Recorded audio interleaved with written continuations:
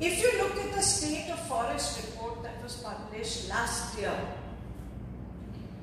it clearly says 60% of India's forest cover, and मैं बहुत ध्यान से शब्द इस्तेमाल कर रही हूँ, forest cover, and सबसे ज़्यादा जो dense forest cover है, moderate forest cover है, उसका जो 80% भाग है, वो tribal districts में है।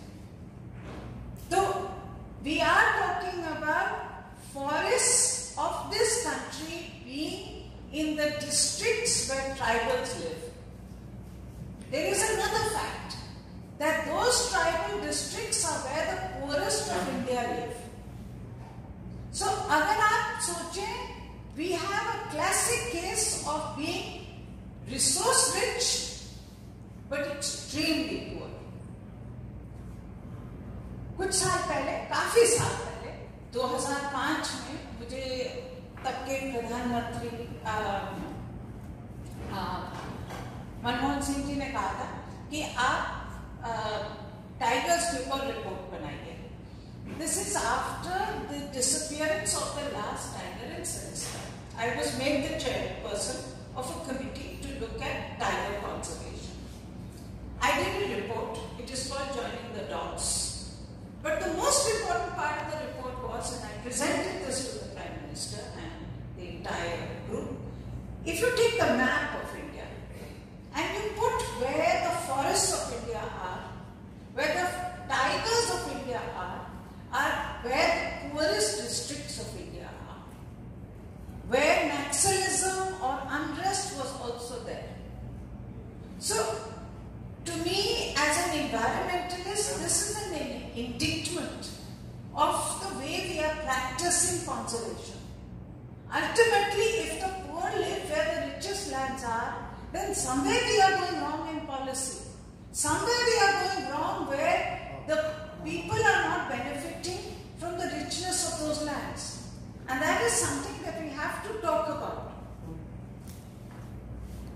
We also know that forests and the wealth of forests can become a very important source of livelihood. जो हम कहते हैं कि natural wealth से आप economic wealth बना सकते हैं, आप livelihood का improvement कर सकते हैं. But we are not doing that. That is clear from the fact that we are not using our natural resources today to build the livelihood and the economic wealth of people. I say this also when there are two major developments in the world that we have to at the same time recognize. So this conversation that we are having on forests, people, the need for livelihoods, the need for poverty, looking at how to improve conditions of people, has to be seen in the context of two major developments in the world today. One, very clearly we have an issue of climate change. If you take climate change, then you also have to understand that trees, and the conversation that we are going to have, trees are a very important part of finding an answer to climate change. पेड़ जो होते हैं उनसे आपका carbon dioxide सिक्वेस्टर भी होता है, और अगर आप पेड़ काटते हैं तो उससे कार्बन डाइऑक्साइड निकलता भी है. तो अगर आप आंकड़े देखें तो पूरे दुनिया में आज पेड़ कार्बन डाइऑक्साइड इतना सिक्वेस्टर करते हैं, अबाउट 7.5 गीगाटन्स ऑन नेट बेसिस, जितना यूनाइटेड स्टेट्स पूरी तरह से इमिट करता है. तो पूरी दुनिया के जो पेड़ हैं वो यूनाइटेड स्टेट्स के इमिशंस के, अगर आप उसको देखें कि यूएस कितना इमिट करता है एंड ट्रीज कितना सिक्वेस्टर करते हैं, सो you've got a net in advantage of trees. So forests play a very important role in mitigating and in reducing emissions that the world is desperately looking to find. हमें गाड़ियां तो रोकनी है, हमें कोयला भी कम करना है, हमें किसी तरह से पूरी दुनिया में फॉसिल फ्यूल का एडिक्शन से तो हटना ही है. मगर अगर पेड़ लगाएंगे तो पेड़ों की एक ताकत है कि वो कार्बन डाइऑक्साइड को सिक्वेस्टर भी कर सकते हैं. दूसरी तरफ से अगर आप देखें तो जो पेड़ काटेंगे और डिफॉरेस्टेशन होगा तो उससे आपका कार्बन डाइऑक्साइड बढ़ेगा। तो क्लाइमेट चेंज की जहां स्टोरी है, जलवायु परिवर्तन की जो स्टोरी है, उसमें जो पेड़ों के बारे में जो चर्चा होनी चाहिए वो भी हमें करनी चाहिए।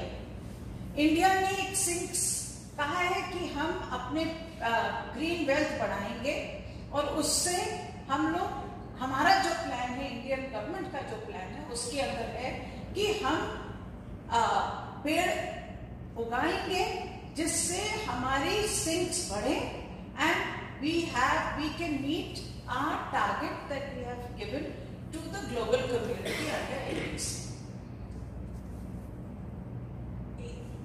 उस चर्चा में मैं घुसूंगी नहीं क्योंकि उसमें बहुत और चीजें हैं, सिंक्स हैं, मगर उसका बेंचमार्क नहीं है, ये नहीं पता कि कब से बढ़ेंगे, क्या बढ़ेगा, वो दूसरी चीज है।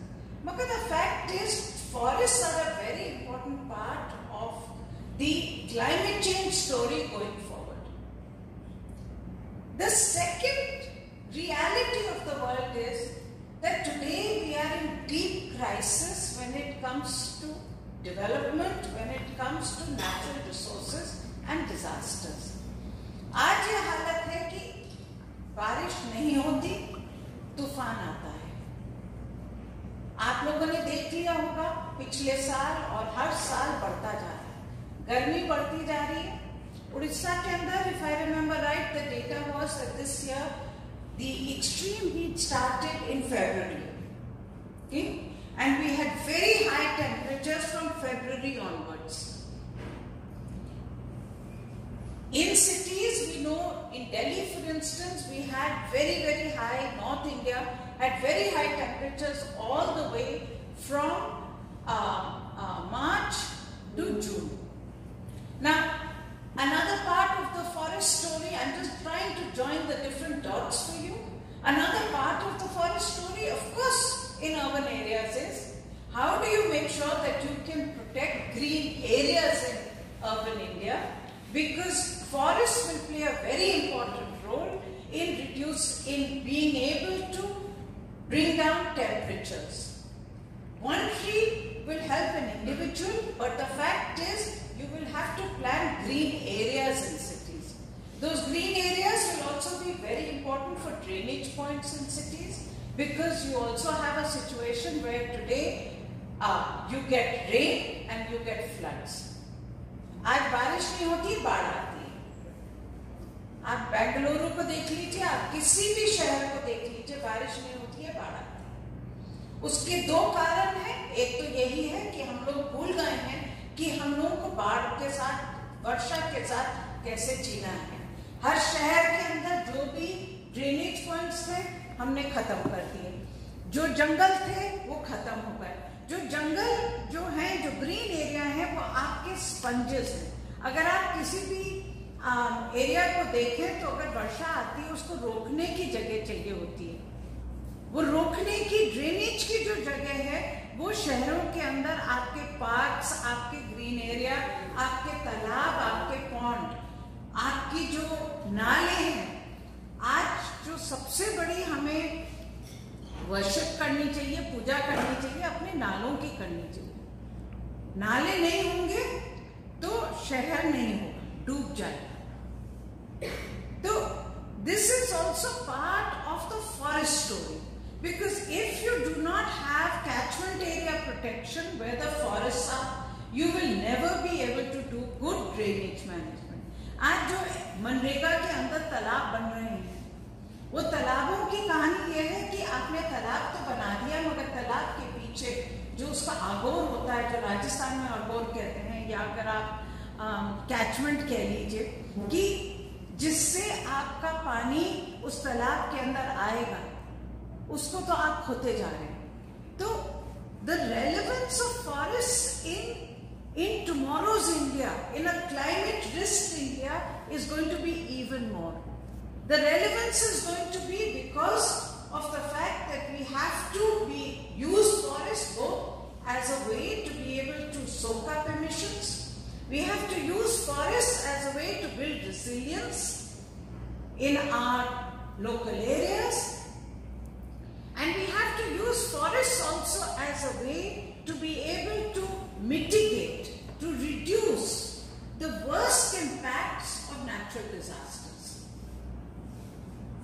But more than anything else, forests have to become a way of building local livelihoods. Because if we do not build local livelihoods, we will never build local resilience. ये जो resilience adaptation की बात होती है, ये बिल्कुल खोखली बात है। जब तक आप ये नहीं बात करेंगे कि जो स्थानीय लोग हैं, जो लोकल कम्युनिटी हैं, उनके पास क्या साधन है जिनसे वो अपनी आमदनी बढ़ा सके, जिससे वो जी सके। Which is why today you have a situation in which every natural disaster and the increasing intensity, frequency of natural disasters is breaking the back of people. आज अगर आप माइग्रेशन रेट्स देखें इस देश के अंदर, तो हम लोग समझ नहीं पाएंगे। माइग्रेशन रेट्स इसलिए आपको समझ नहीं आते क्योंकि हम लोग आंकड़ों में तो बिलीव ही नहीं करते। हमारा तो सेंसस 10 साल पहले ही पीछे चलता था और अब तो सेंसस होएगा ही नहीं। तो आपको पता कैसे चलेगा कि आपके शहर के अंदर लोग आ रहे कहां से, कितने लोग आ रहे हैं, कितने लोग गांव छोड़ के आ रहे हैं। But the fact is, migration is becoming a very big issue. We saw it during COVID when in my own city of Delhi we saw massive numbers of people leaving. हमें तो पता भी नहीं था कि कितने लोग हमारे शहर के अंदर रहते हैं जो बाहर से आते हैं काम करने के लिए। It's a very big issue internationally. अगर आज देखें, माइग्रेशन का सबसे बड़ा मुद्दा है। जहां स्वीडन का आज इलेक्शन एक राइट विंग पार्टी ने जीता है तो माइग्रेशन के इशू पे, इमिग्रेशन के इशू पे जीता है। जहां ब्रेक्सिट हुआ तो इमिग्रेशन के इशू पे हुआ। जहां कोई भी बड़े किसी भी विकसित देश के अंदर सबसे बड़ा मुद्दा इमिग्रेशन का है। मगर अगर आप लोगों के पैर काटते जाएंगे, अगर आप उनको ऐसी ताकत नहीं देंगे कि वो खड़े हो सकें, वो किसी तरह से अपने जो नेचुरल रिसोर्सेज हैं उनसे आगे बढ़ सके, तो obviously we are going to get into even more greater crisis. Now this is where to me the issue of community forest management plays a role, and that is why I am very excited. I know कि ये story बहुत अभी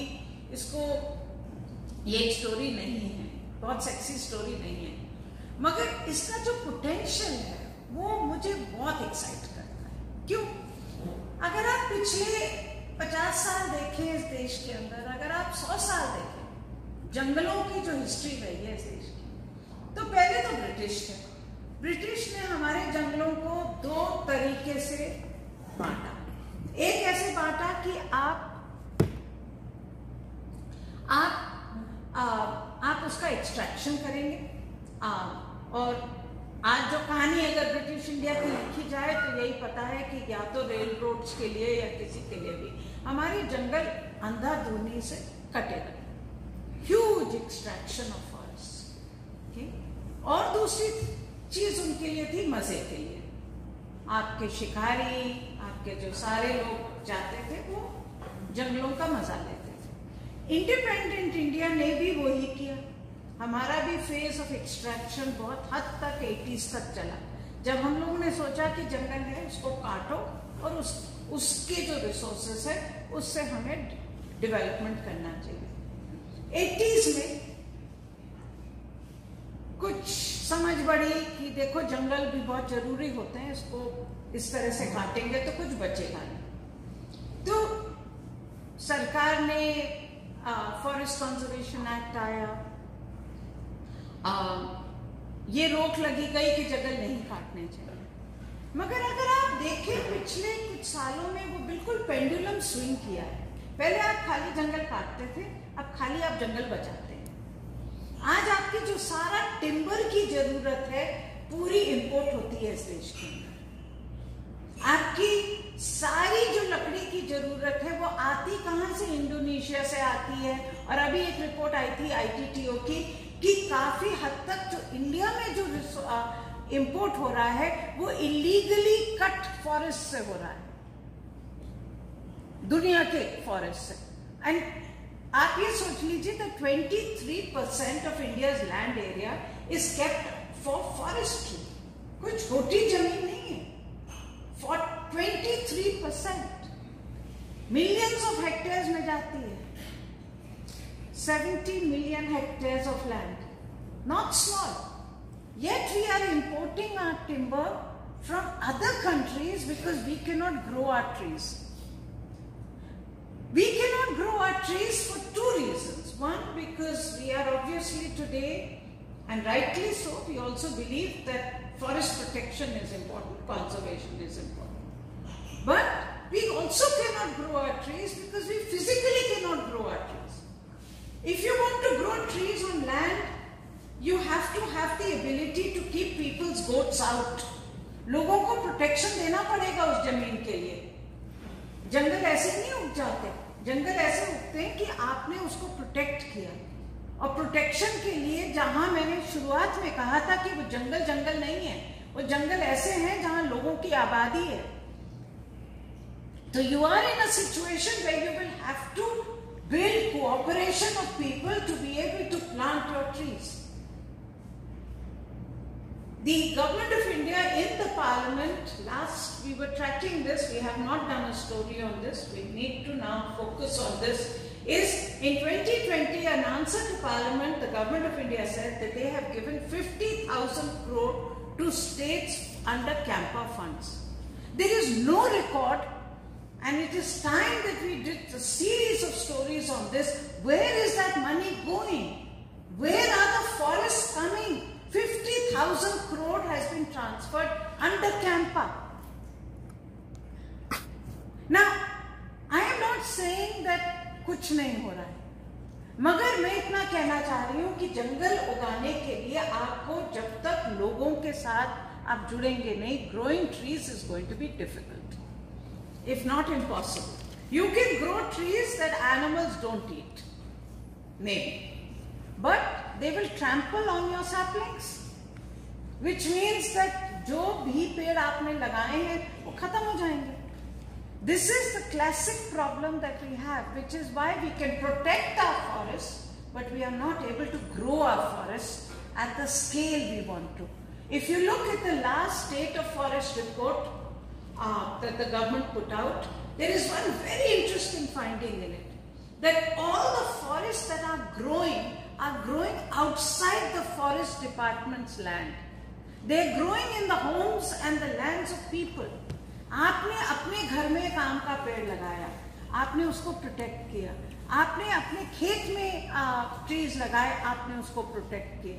So it is not, we are not able to understand that to grow trees we will have to work with local people.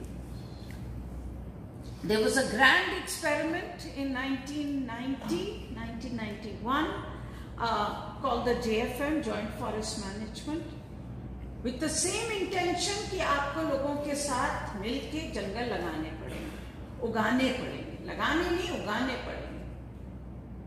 That experiment failed completely because जब जंगल काटने की बात आई, जब timber काटने की बात आई, after years of protection by local people, उनने अपना लेबर दिया, जंगल को बचाया, रोका, अंदर जानवर को अंदर नहीं आने दिया. जब वो जंगल काटने की बात आई तो फॉरेस्ट डिपार्टमेंट ने कहा हमने ये टिम्बर बेच दी है, ये चेक आपको दे रहे हैं, ये 10 रुपए का चेक है. क्यों 10 रुपए का चेक है? क्योंकि जो पूरा हमने हिसाब लगाया पिछले 15 साल में ये सारा डिपार्टमेंट का खर्चा हुआ था. ये डिपार्टमेंट का पूरा खर्चा जब हमने माइनस किया वो जंगल की जो आमदनी से, तो ये 10 रुपए आपके लिए बचे, 20 रुपए बचे, 50 रुपए बचे, 100 रुपए बचे. That entire experiment failed. Today we have a new opportunity under CFM. जब Forest Rights Act आया, and Giri ji हैं, he will know more about this, he was involved with this. To me, and I have always had one difference with the people working for Forest Rights Act, and मैं आपको बिल्कुल, you always appreciated my difference. So my difference was the assertion of a right is very important, and that was very clear because people had been made encroachers in their own land. They needed to get the right and the security of tenure. वो कोई मुझे उसमें कोई दो राय नहीं है, मगर उस राइट का मैं करूंगी क्या भाई? ठीक है, वो जमीन के ऊपर मुझे हक मिला है, मगर वो जमीन तो इतनी खराब है क्योंकि वो जंगल की जमीन है, उसके अंदर कुछ उग तो सकता नहीं है, उससे कोई मेरी आमदनी तो बढ़ेगी नहीं ज्यादा। तो ठीक है, राइट मिली है, वो जरूरी है, मगर उस राइट का मैं करूंगी क्या? उस राइट का मैं फायदा क्या लूंगी? उस राइट से इस देश का फायदा क्या हो सकता है? गांव का फायदा क्या हो सकता है? ये मेरा ऑलवेज एक पॉइंट ऑफ डिफरेंस था। It's difficult.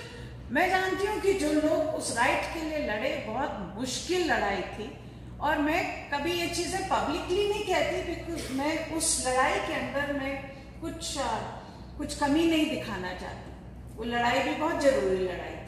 But I'm sharing with you, I have shared this with many friends in that community, that right over the forest has to lead to forest being grown, has to lead to a livelihood opportunity to be used.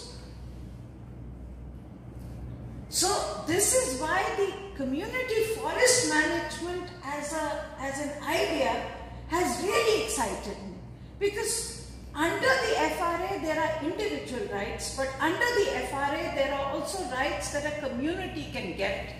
And I do know that these are being abused as well, but the fact is there is a possibility and a potential to get a right over the forest land which is near your village, over which you had traditional uses. And if you can get right over that land, you can also use that right to build a livelihood.